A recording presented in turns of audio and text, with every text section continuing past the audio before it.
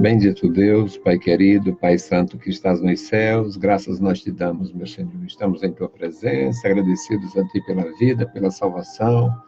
Suplicamos, meu Senhor, pela tua igreja em todo lugar. Abençoe e guarda o teu povo, dá, meu Senhor, aos teus servos a tua graça.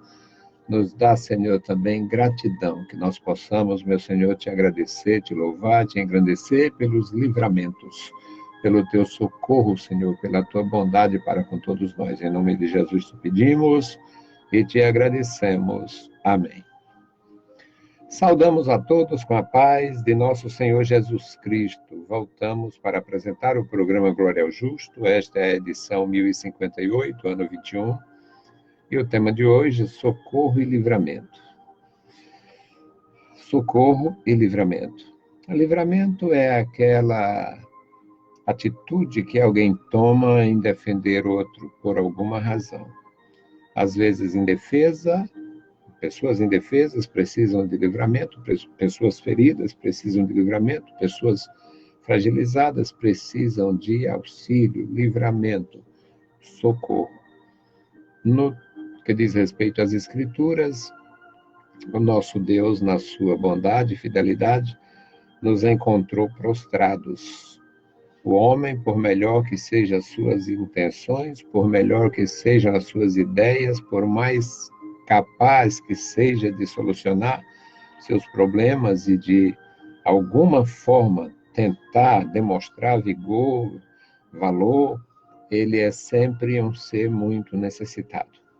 Nós somos muito necessitados. As grandes nações, as ricas nações, elas têm problemas gravíssimos. Problemas gravíssimos. Todas as nações têm desemprego, todas as nações têm violência, todas as nações têm que lidar com causas naturais, com problemas naturais, maremoto, terremotos, furacões e tantas coisas que são realidade, todos nós sabemos. E quando esses acontecimentos têm lugar, é necessário socorro e livramento. As nações gastam muito em relação às prevenções e às atitudes para minorar o sofrimento das pessoas que são atingidas assim. Então, nosso tema é socorro e livramento, o texto bíblico, Salmo 40, versículos de 1 a 13. Eu louvo a meu Deus porque tenho um certo entendimento das Escrituras. Eu louvo a Deus. Eu entendo tanto as Escrituras que eu me esmurro. Eu entendo tanto a palavra, eu tenho tão bom conhecimento. Apesar desta profundidade que as Escrituras, eu tenho um razoável conhecimento em relação à maioria que não se atém às Escrituras, não lê, não tem prazer, começa lendo, não entende, joga para lá e nunca mais pega. Então, em relação a esta massa de descuidados, eu tenho um razoável conhecimento. E por ter esse conhecimento, eu me esmurro, porque eu deveria ser mais proativo, deveria ser mais produtivo, deveria ser mais prudente, deveria ser mais grato, deveria ser muito mais operoso. Mas eu ainda estou vivo. Ontem na emissora eu fazia um comentário sobre homens de Deus. As pessoas hoje, alguns indivíduos, têm praticamente orgulho e eles impõem a sua massa, as suas agremiações, eles impõem uma espécie de impressão para as pessoas chamarem eles os homens de Deus. Falando, o homem de Deus, que é o homem de Deus, que é o homem de Deus. E ontem eu estava conversando na empresa, na emissora, e falando com alguns amigos, que um homem de Deus, na minha visão, é quando alguém tem mais de Deus do que de si. E eu confesso, uma coisa que os outros dificilmente têm coragem, capacidade de confessar, eu confesso que eu nunca alcancei esse nível, eu sempre tenho mais de mim do que de Deus. Eu sempre tive fui muito duro, fui muito decidido, eu tive muito tempo, eu me neguei muito tempo, eu me segurei muito tempo, eu não queria me envolver no ministério, eu não queria. É difícil. Eu vi alguns amigos, alguns irmãos, eu tinha uns amigos na época da minha juventude, eu sem nada e sem cultura, e tinha uns amigos bem situados, que a Igreja de Jesus tem essa maravilha. A gente, na Igreja de Jesus, convive com pessoas ricas, com pessoas...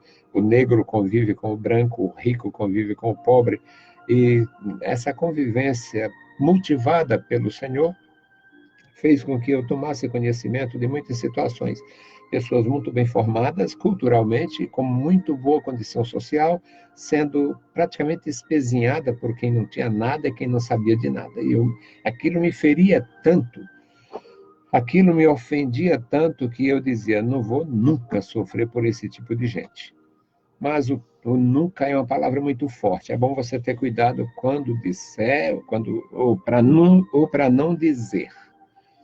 Então, meus queridos irmãos, o nosso tema hoje é Socorro e Livramento, Salmo 40, de 1 a 13. Nós vamos ler a palavra, porque com a palavra a gente se edifica, com a palavra a gente tem muito melhor conhecimento do que Deus fez, do que Deus faz e do que Deus realmente se propõe em nossas vidas.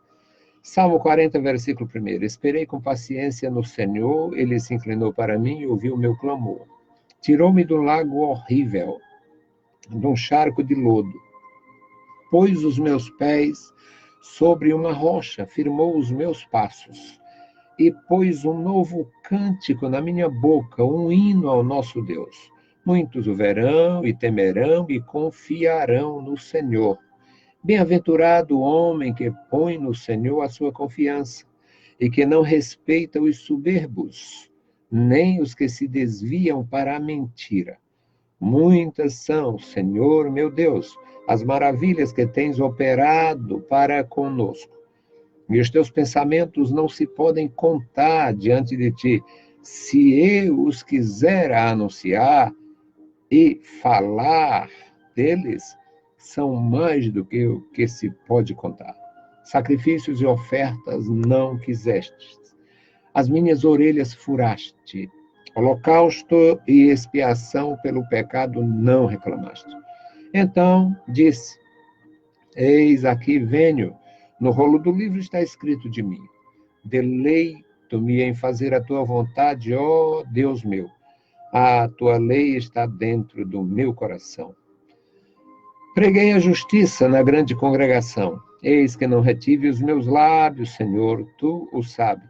Não escondi a tua justiça dentro do meu coração. Apregoei a tua fidelidade, a tua salvação. Não escondi da grande congregação a tua benignidade, a tua verdade. Não retires de mim, Senhor, as tuas misericórdias.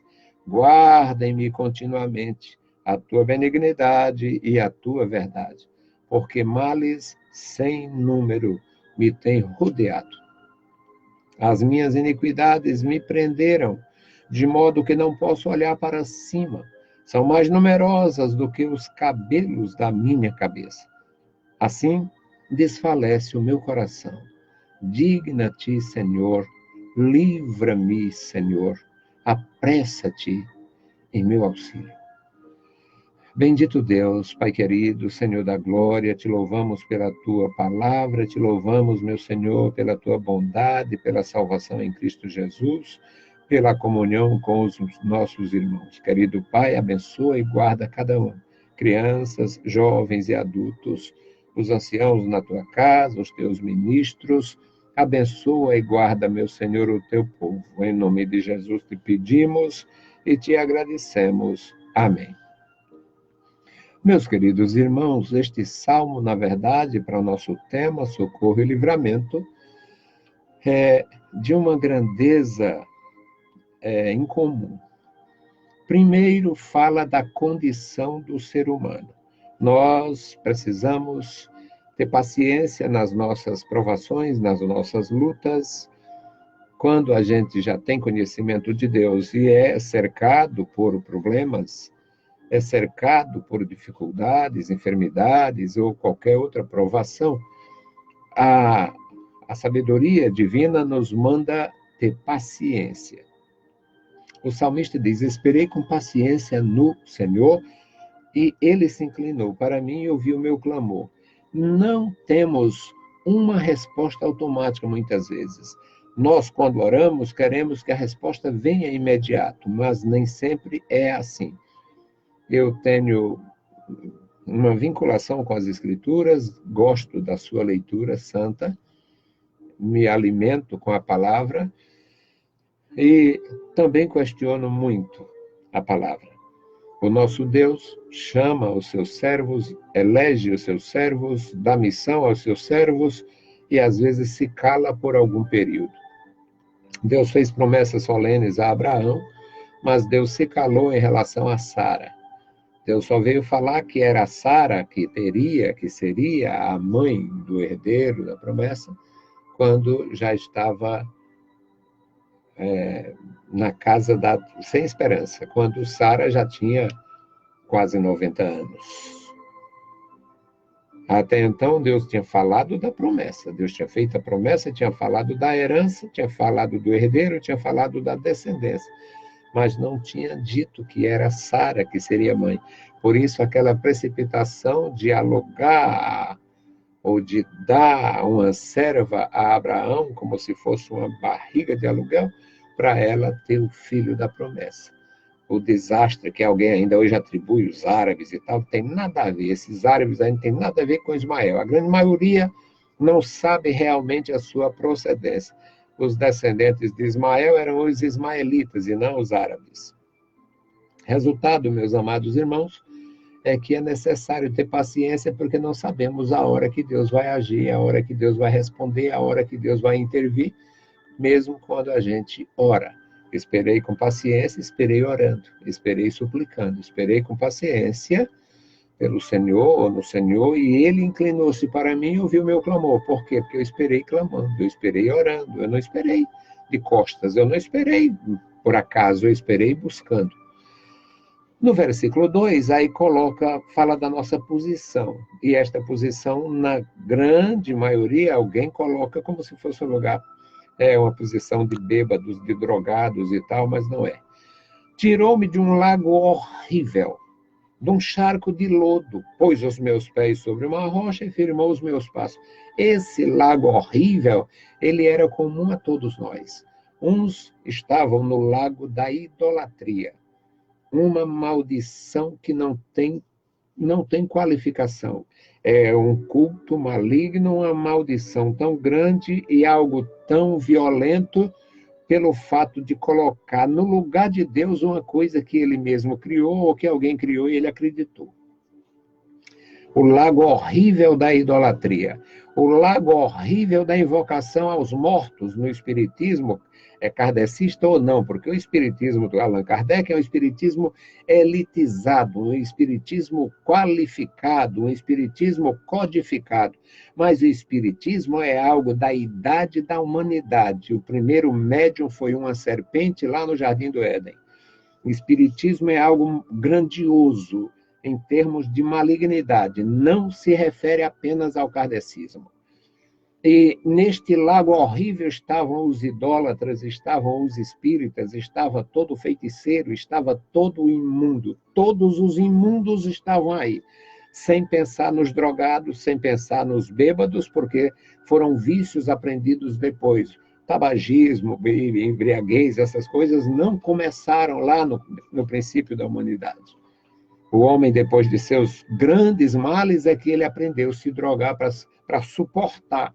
Ele aprendeu a se drogar, ele aprendeu a fugir dos problemas através dos ópios e tantas coisas malignas.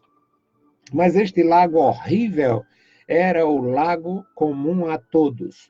Alguns ricos, importantes, educados, mas idólatras, está no lago horrível. Outros educados, formados, ricos, prósperos, caridosos, mas no lago horrível da invocação aos demônios, aos mortos. Outros no lago da violência. Muitos estão no lago da violência. Pessoas que têm já os avós e os pais e os netos, terceira geração de pistoleiros, de criminosos, de grileiros, no lago horrível. Esse lago era comum a todos. Mas eu não vou falar só de desgraça, porque o nosso tema é maravilhoso, socorro e livramento. Mas foi nesta condição, no lago horrível, no charco de lodo, que nosso Deus nos encontrou. E foi dali que ele nos tirou. E foi com amor que ele firmou os nossos pés sobre a rocha. Foi ali que ele nos fez caminhar com desenvoltura, pés firmes, firmados na rocha. Estamos firmados na rocha. Você firmado na rocha. Os pés firmados. Você foi sacado do lago horrível. Este lago era comum a todos nós. Era o lago da idolatria, da feitiçaria, de toda a imoralidade, toda a imundície, toda a violência, toda a corrupção. Esse era o lago da inveja, o lago do praguejamento, o lago da murmuração. É o lago horrível, comum a todos os homens. Mas dali fomos tirados. Dali fomos tirados. O Senhor pôs os nossos pés sobre uma rocha, nos fez andar com firmeza, com desenvolturas, pela sua bondade e pelo seu amor. Bom, em consequência, ou como resultado deste livramento grandioso, quando tirados do lago, então vem o novo cântico. Os que cantavam aquilo que realmente não valia, ou nem ao menos cantavam. Tem pessoas que vivem triste, nasce triste, morre triste. Pessoas que o mundo parece que é amargo, é azedo. Pessoas que não têm felicidade, porque não consegue, não descobre uma maneira de ser feliz, mesmo tendo, tem patrimônio, tem família, tem saúde, mas são pessoas amargas, azedas, pessoas mesquinhas, pessoas que não dividem nada do que tem, muito menos o seu coração. Mas quando livres, quando socorridos, quando alcançados e tirados do lago horrível, do charco de lodo, então um cântico novo é colocado em nossos lábios. O versículo 3 diz: e pôs um novo cântico na minha boca. Não era um cântico só de alegria, um cântico só de diversão, um cântico só para expressar felicidade. Era um hino ao nosso Deus. Um hino ao nosso Deus. Um hino ao soberano Senhor e Criador, pela sua bondade, pela sua grandeza, por este livramento, por esta atitude socorrista do Senhor. É algo profundo. É tão profundo que nós não conseguimos alcançar na sua plenitude. Descobrimos alguma coisa, alcançamos alguma coisa, mas na sua plenitude só na eternidade. O versículo 4, o salmista diz: bem-aventurado o homem que põe no Senhor a sua confiança. Esta primeira parte é maravilhosa. Nós não sabemos a confiança das pessoas, não conhecemos o coração das pessoas. Esta primeira parte do versículo 4 é uma maravilha, confortável, muito confortável para mim e para você. Mas a segunda parte nos denuncia. Porque tem o problema dos soberbos. Quem não respeita os soberbos, às vezes agride. Quando não se respeita os soberbos, às vezes ofendem. Às vezes ofendemos por não respeitarmos os que se desviam para a mentira. Às vezes impomos a nossa verdade e afastamos as pessoas de nós e até mesmo de Deus.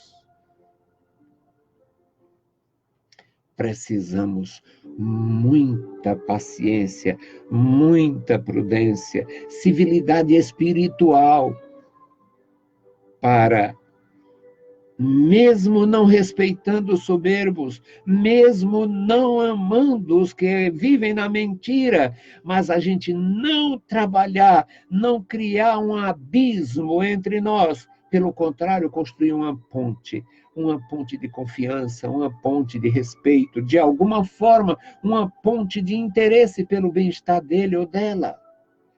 Por causa do que nós temos na nossa vida, uma experiência de quem foi tirado do charco de lodo, uma experiência de quem recebeu a graça e o socorro do Senhor.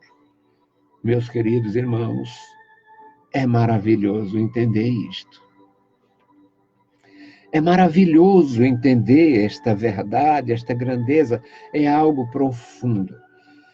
No versículo 6, na verdade no versículo 5, o salmista diz: muitas são, Senhor meu Deus, as maravilhas. O que Deus operou em nossas vidas é porque nós somos, na grande maioria, quase sem exceção, nós somos relapsos.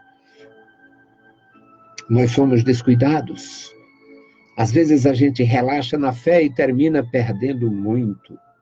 Mas o salmista diz: são muitas, meu Deus, as maravilhas operadas, são muitos os socorros, são muitos os livramentos, são muitas as tuas ações que vêm para tratar conosco de uma forma filial.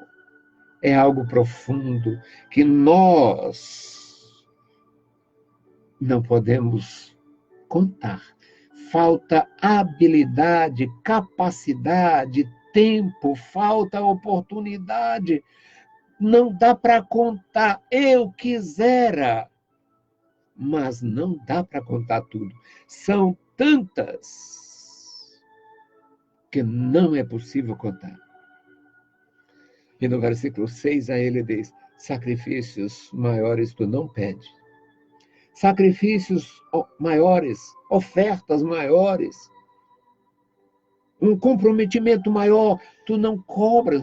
Isto que a gente recebeu, socorro e livramento, recebemos gratuito, recebemos em Cristo, recebemos por causa da nossa fé direcionada, quando tirados do lago horrível, os pés colocados na rocha, fomos firmados, e nesta nossa firmeza, nós entendemos, não tem sacrifício que pague o benefício recebido.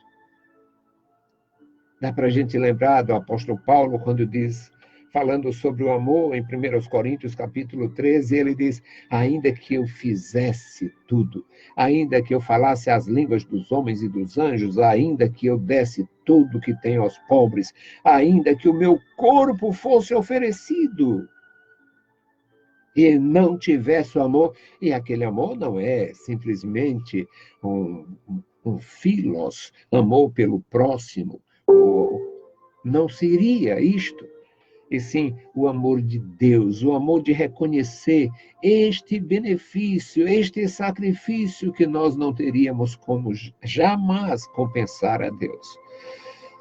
No entanto, neste versículo 6, meus amados irmãos, o salmista diz: mas as minhas orelhas furastes.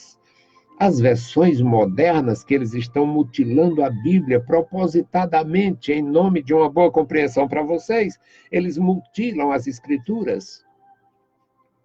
Mutilam as Escrituras, estão mutilando a Bíblia Sagrada, estão mutilando a igreja, estão mutilando a doutrina, estão mutilando a própria Bíblia, as próprias Escrituras. Aqui não é ouvidos abertos, não, é orelha furada e é com base na lei. Um escravo, quando tinha a orelha furada após pagar a sua conta, o sujeito que vendia o seu trabalho por um período, por determinados anos, lá em Israel, por exemplo, no contexto da cultura dos hebreus, o sujeito no ano da redenção, ele era libertado. E se ele não quisesse sair, ele teria a orelha furada, e não era para botar um brinco, um penduricalho, era para dizer que ele estava livre, ele teve a oportunidade de sair e não saiu, ele ficou ali porque se identificou com aquela família, com aquele trabalho, com aquela gente que lhe deu apoio, quando ele estava carente, precisando de serviço, e vendeu o seu próprio serviço, vendeu a sua própria vida, por um período. As minhas orelhas furastes, as minhas orelhas furastes, e holocausto e expiação pelo pecado eu não tenho como fazer. Então, disse eu, eis aqui venho, no rolo do livro está escrito de mim. Isto aqui, meus amados irmãos, é como se fosse uma inserção messiânica nesse versículo 7. Eis aqui, A aplicação que o escritor aos Hebreus coloca é como se fosse uma inserção messiânica, ou seja, pelo espírito de profecia. O salmista fala como se fosse o Cordeiro de Deus num estado anterior à encarnação. E ele diz: eis aqui venho, no rolo do livro está escrito de mim, deleito-me em fazer a tua vontade, ó Deus. Sim, a tua lei está dentro do meu coração. É por causa da lei que nós nos tornamos servos. Foi por causa desta lei escrita nas tábuas do nosso coração que nós nos tornamos discípulos. E foi o socorro e o livramento que nos tirou do pior lugar da nossa experiência, um charco de lodo, um lago horrível, uma coisa terrível que só teria como piorar. E por eternidade adentro, nós seríamos infelizes para sempre, condenados, banidos da presença de Deus. Meus queridos irmãos, não tem tempo nem para a gente falar mais. Mas como é bom saber que o Senhor nos abençoa e nos ajuda mesmo nas grandes dificuldades. O versículo 12, o salmista diz: males sem números me têm rodeado. As minhas iniquidades me impedem de olhar para cima. São numerosas, mais numerosas do que os cabelos da minha cabeça. E isto faz o meu coração desfalecer. Mas ele continua como servo e diz: digna-te, Senhor. Mesmo assim, Senhor, socorre-me. Mesmo assim, Senhor, ajuda-me. Mesmo assim, Senhor, livra-me. Versículo 13. Digna-te, Senhor. Livra-me, Senhor. Apressa-te em meu auxílio. Meus queridos irmãos, se não fosse a compaixão, a graça e a misericórdia do nosso Deus, estaríamos arruinados por toda a eternidade. Que Deus abençoe, meus queridos, Deus abençoe a vida de vocês, o coração de vocês, encha vocês de graça, de convicção, de amor, e quando tiver algum tempo, alguma oportunidade, faça alguma coisa pelo reino de Deus. Eu crio oportunidade para fazer. Bendito Deus, Pai querido e santo que estás nos céus, nós te louvamos, te exaltamos, bendizemos e agradecemos pela tua bondade. Senhor, muito obrigado pelo teu amor, pelo perdão, pelo resgate, Senhor, do profundo poço da iniquidade, do profundo poço e do charco, Senhor, onde vivíamos, meu Senhor, sem auxílio e sem amor. Obrigado pelo teu auxílio, obrigado pelo teu amor, obrigado pelo livramento, obrigado pelo perdão, obrigado pelo socorro divino. Querido Senhor, abençoe e guarda cada irmão, cada servo teu em toda a terra. Em nome de Jesus te pedimos e te agradecemos. Amém. Saudamos a todos com a paz de nosso Senhor Jesus Cristo. Se o Senhor permitir, amanhã estaremos de volta. Deus vos abençoe. Leiam a Bíblia Sagrada e a graça de nosso Senhor Jesus Cristo repouse sobre vós. Amém.